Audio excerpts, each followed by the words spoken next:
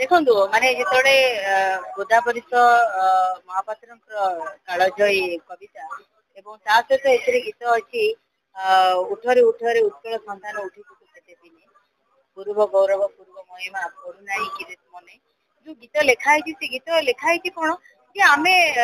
ଜାଗ୍ରତ ରହିବା ଆମ ଦେଶ ପ୍ରତି ଆମ ଜାତି ପ୍ରତି ଆମେ ଜାଗ୍ରତ ରହିବା ଏବଂ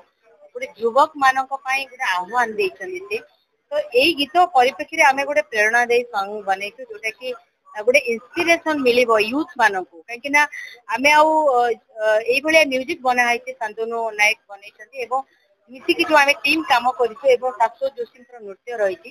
ଟିମ ରେ ଅଛି ଯେ ଆମେ ଲୋକଙ୍କ ପାଖରେ କେମିତି ଗୀତ ପହଞ୍ଚେଇବୁ ଆମେ ଜାଗ୍ରତ ରହିବା ଯେତେବେଳେ ଆପଣ ଏଇ ଗୀତ ମୁଁ ଯେମିତି ଟିକେ ଆଗରୁ କହିଥିଲି ଯେ ଆମେ ଖୁସି ହବା ଯେତେବେଳେ ଆମ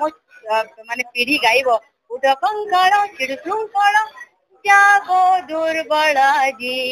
ଉଠୁକତ ଗୌରବ ହୃଦ ଗୌରବ ମୃଦ ଗୌରବ ଆଜି ଏଇ ଗୀତ ଗାଇଲା ବେଳେ ଆମେ ନିଜକୁ ବି ନିଜେ ଗର୍ବ କରିବା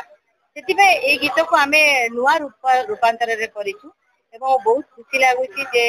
ସବୁ ମିଡିଆ ଭାଇ ମାନେ ଆଜି ସପୋର୍ଟ କରିଛନ୍ତି ଏବଂ ଆଗକୁ ଯିବା ପାଇଁ ଗୀତକୁ ଆଗକୁ ଯିବା ପାଇଁ ଆପଣ ମାନଙ୍କର ଗୁରୁତ୍ୱପୂର୍ଣ୍ଣ ଭୂମିକା ରହିବ ଏବଂ ଆମେ ଓଡିଆ ହିସାବରେ ନିଜକୁ ଗର୍ବ କରିବା ଏବଂ ମୋ ଭାଷା ପ୍ରତି ମୋ ଓଡିଆର ଜାତି ପ୍ରୀତି ଆମେ ନିଜ ଭିତରେ ଗୋଟେ ଜାଗ୍ରତ କରିବା ଉତ୍କଳ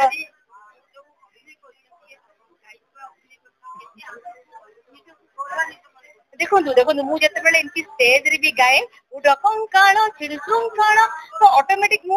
ମୁଁ ସବୁବେଳେ ସେ ଗୀତ ଭିତରେ ସାମିଲ ହେଇଯାଏ ଆଉ ସବୁଠୁ ବଡ କଥା ହଉଛି ଯେ ଏଇ ଗୀତକୁ ଆମେ ପୁରୀ ବେଳାଭୂମିରେ ସୁଟିଂ କରିଥିଲୁ ଏବଂ ପୁରା ତାତିଲା ବାଲିରେ ସୁଟିଂ କରିଥିଲୁ 12 ଘଣ୍ଟା ପର୍ଯ୍ୟନ୍ତ ଲାଗିକି ବହୁତ ପରିଶ୍ରମ କରିଛୁ ଆମେ ଚେଷ୍ଟା କରୁଥିଲୁ କାହିଁକି ଆମେ ଏତେ ଜାଗା ବୁଲିକି ବିଭିନ୍ନ ଜାଗାରେ ରେଷ୍ଟ୍ରିକ୍ସନ ରହୁଛି ଦ୍ୟାଟ ଇଜ ଭେରି ଡିଫିକଲ୍ଟ ଯେ ଆମେ ଭିଡିଓକୁ ଉତ୍ତୋଳନ କରିବା ତ ସେଥିରେ ଶାଶ୍ୱତ ଯୋଶୀଙ୍କର ଅଭିନୟ ଥିଲା ଏବଂ ମୋର ଗୀତ ଥିଲା ତ ବହୁତ ଆମେ ଗୀତକୁ ଏନ୍ଜୟ କରୁଥିଲେ ଏଥିପାଇଁ କି ଆମକୁ ଲାଗୁଥିଲା ଯେ ଆମେ ଓଡିଆ ଜାତି ପ୍ରୀତିର ଆମ ଭିତରେ ଆମ ହୃଦୟରେ କେମିତି ଜାଗ୍ରତ ହେଇଛି ସେଇଟାକୁ ନେଇକି ଆମେ ଆଖି ଆଗରେ ରଖିକି କଷ୍ଟକୁ ଭୁଲି ଯାଇଥିଲୁ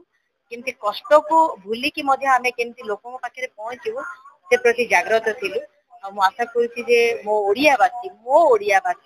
ସାରା ବିଶ୍ୱର ଓଡିଆବାସୀ ନିଶ୍ଚିତ ଭାବରେ ଗୀତ ଶୁଣିବେ ଏବଂ ଗୋଟେ ଲାଇକ୍ ସେୟାର ନିଶ୍ଚିତ ଭାବରେ ଶାଶ୍ୱତ ଯୋଶୀ ମୋର ଗୋଟେ ସାନ ଭାଇ ପରି ଏତେ ଆର୍ଟିଷ୍ଟ ଅଛି ମାନେ ମୋ ସହିତ ଯିଏ କମ୍ଫର୍ଟେବୁଲ ମୋ ଗୀତକୁ ଯିଏ ଭଲ ପାଇବା ଲୋକ ଜଣେ ଶାଶ୍ୱତ ଯୋଶୀ ଜଣେ ମାଟିର ମଣିଷ ଓଡିଆ ସଂସ୍କୃତିକୁ ଭଲ ପାଇଥିବା ମଣିଷ ମୁଁ ଚୁଜ କରିବାର ଗୋଟେ ଭୂମିକା ଥିଲା ସିଏ ତାଙ୍କ ଗୀତରେ ସବୁବେଳେ ଓଡିଆ କଳା ସଂସ୍କୃତିର ଝଲକରେ ହିଁ କରନ୍ତି ମୋର ଚୁଜ ର ପ୍ରଥମ ଭୂମିକା ଥିଲା ଯେ ଶାଶ୍ୱତ ଯୋଶୀ ଯେହେତୁ ଗୋଟେ ମାଟି ଭଲ ପାଉଥିବା ମଣିଷଟେ ତ ସେଥିପାଇଁ ମୋର ଫାଷ୍ଟ ଚଏସ ଶାଶ୍ୱତ ଯୋଶୀ ଥିଲା ଏବଂ ସେଥିପାଇଁ ଆମେ ଦି ଜଣ ଆମର ଗୋଟେ ଜଏଣ୍ଟ ଇଏରେ ଗୀତ ଏବଂ ଆଗକୁ ମଧ୍ୟ ଅନେକ ଗୀତ ଆସୁଛି ଆଉ ଗୋଟେ ଗୀତ ଆସୁଛି ଓଡିଶାରେ ଗୀତ ନାଚ ମିଠା ମିଠା କଥା ଭାଷା ମିଠା ମିଠା ଆପଣ ମାନେ ନିଶ୍ଚିତ ଭାବରେ ଶୁଣିବେ ଆଉ ମୁଁ କିଛି ଷ୍ଟେଜରେ ଅଲଗା ଗୀତ ଗାଇବା ପାଇଁ ମତେ ପଡେନି ଯେତେବେଳେ ମୋ ଓଡିଆ ଭାଷା ଗୀତ ଗାଏ ଲୋକ ନାଚନ୍ତି ଗାଆନ୍ତି ମୋ ସହିତ ଏକାଠି ହୁଅନ୍ତି ତ ସେଥିରେ କିଛି ଅସୁବିଧା ନୁହେଁ ଯେ ମୁଁ ମାନେ କିଛି ଅଲଗା ଗୀତ ଗାଇବା ଦରକାର ପଡୁଛି ତ ମୁଁ ଭଲ ଗୀତ ଗାଇକି ମଧ୍ୟ ଆଜି ଲୋକଙ୍କ ହୃଦୟରେ